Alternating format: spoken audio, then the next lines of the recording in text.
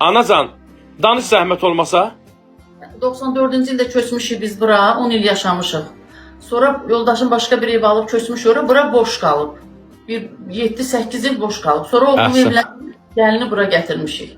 Əhsən. Qardaş, bə xatırlatmır bu səni? Arxivi xatırlatmır.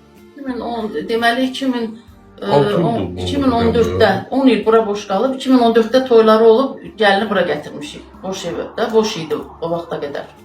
Heç kim yaşamayıb. Yox, heç kim Kirayədə yaşamır. qalan adam olub evdə. Kirayədə qalan olub, hə, kirayə. Kimlər qalıb? Bilmirik, yaxşı şirkət vermişdi onu. Bir xanım 6 kişi qalıb. Qalıb. Bu sırf bu evə çıxır ha, bu sizə çıxmır. Oturduğunuz evdə 6 çıxır. Olar, bəlkə də olar, bəli. Şirkət qalıb deyirsiniz. Şirkət verib, hə, ki, Yox, şirkətə vermişdim, şirkət verib buranı. kvartiranta şirkət verib. Neçə il? Amma burada kimlər qalıb, mən Mən indi sənə bir şey deyim, əziz qardaş. Polları özün vurmusan. Bəli. Mən sənə evi görmədən evi tarif eləyirəm. Karisin rəng, şokolad rəng qapı hardadır? Qapıda.